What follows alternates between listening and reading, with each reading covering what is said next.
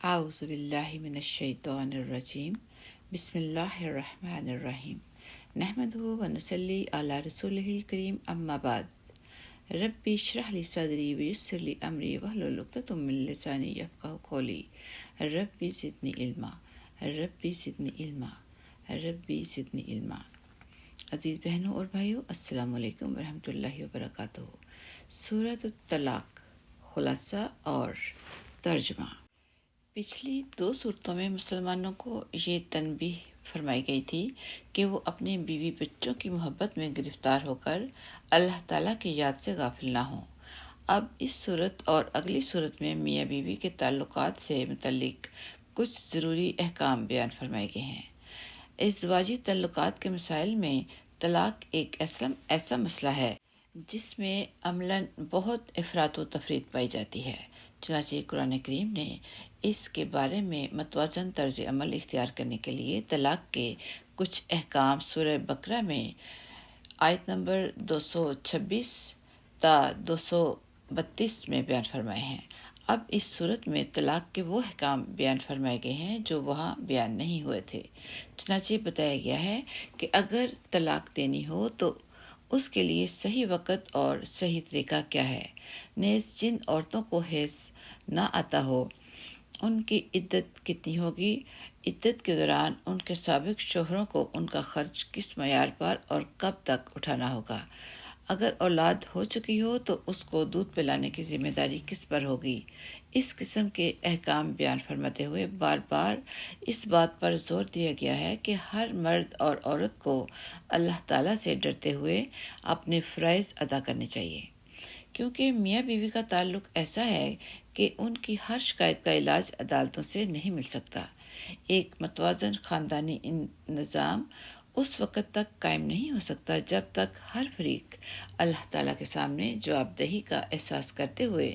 اپنے فرائض انجام نہ دے، اور جو لوگ ایسا کرتے ہیں انہی کو دنیا اور آخرت میں کامیابی نصیب ہوتی ہے۔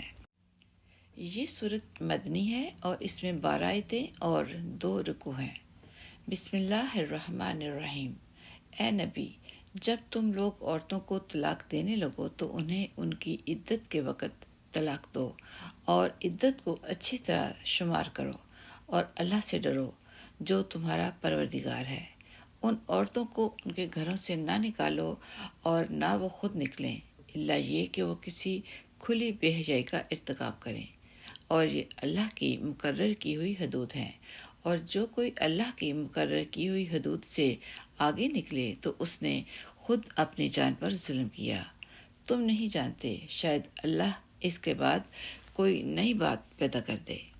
پھر جب وہ عورتیں اپنی عدت کی میعاد کو پہنچنے لگیں تو تم یا تو انہیں بھلے طریقے پر اپنے نکاح میں روک لو یا پھر بھلے طریقے سے ان کو الگ کر دو، اور اپنے میں سے 2 ایسے آدمیوں کو گواہ بنا لو جو عدل والے ہوں، اور اللہ کی خاطر سیدھی سیدھی گواہی دو۔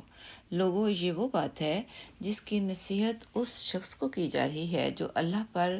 اور یوم آخرت پر ایمان رکھتا ہو، اور جو کوئی اللہ سے ڈرے گا اللہ اس کے لیے مشکل سے نکلنے کا کوئی راستہ پیدا کر دے گا، اور اسے ایسی جگہ سے رزق عطا فرمائے گا جہاں سے اسے گمان بھی نہیں ہوگا، اور جو کوئی اللہ پر بھروسہ کرے تو اللہ اس کا کام بنانے کے لیے کافی ہے۔ یقین رکھو کہ اللہ اپنا کام پورا کر کے رہتا ہے، البتہ اللہ نے ہر چیز کا ایک اندازہ مقرر کر رکھا ہے۔ اور تمہاری عورتوں میں سے جو ماہواری آنے سے مایوس ہو چکی ہوں، اگر تمہیں ان کی عدت کے بارے میں شک ہو تو یاد رکھو کہ ان کی عدت 3 مہینے ہے، اور ان عورتوں کی عدت بھی یہی ہے جنہیں ابھی ماہواری آئی ہی نہیں، اور جو عورتیں حاملہ ہوں ان کی عدت کی میعاد یہ ہے کہ وہ اپنے پیٹ کا بچہ جان لیں، اور جو کوئی اللہ سے ڈرے گا اللہ اس کے کام میں آسانی پیدا کر دے گا۔ یہ اللہ کا حکم ہے جو اس نے تم پر اتارا ہے، اور جو کوئی اللہ سے ڈرے گا اللہ اس کے گناہوں کو معاف کر دے گا اور اس کو زبردست ثواب دے گا۔ ان عورتوں کو اپنی حیثیت کے مطابق اسی جگہ رہائش مہیا کرو جہاں تم رہتے ہو، اور انہیں تنگ کرنے کے لیے انہیں ستاؤ نہیں، اور اگر وہ حاملہ ہوں تو ان کو اس وقت تک نفقہ دیتے رہو جب تک وہ اپنے پیٹ کا بچہ جنم نہ لے۔ پھر اگر وہ تمہارے لیے بچے کو دودھ پلائیں تو انہیں ان کی اجرت ادا کرو، اور اجرت مقرر کرنے کے لیے آپس میں بھلے طریقے سے بات طے کر لیا کرو، اور اگر تم ایک دوسرے کے لیے مشکل پیدا کرو گے تو اسے کوئی اور عورت دودھ پلائے گی۔ ہر وسعت رکھنے والا اپنی وسعت کے مطابق نفقہ دے گا، اور جس شخص کے لیے اس کا رزق تنگ کر دیا گیا ہو تو جو کچھ اللہ نے اسے دیا ہے وہ اسی میں سے نفقہ دے گا۔ اللہ نے کسی کو جتنا دیا ہے اس پر اس سے زیادہ کا بوجھ نہیں ڈالتا۔ کوئی مشکل ہو تو اللہ اس کے بعد کوئی آسانی بھی پیدا کر دے گا۔ اور کتنی ہی بستیاں ایسی ہیں جنہوں نے اپنے پروردگار اور اس کے رسولوں کے حکم سے سرکشی کی تو ہم نے ان کا سخت حساب لیا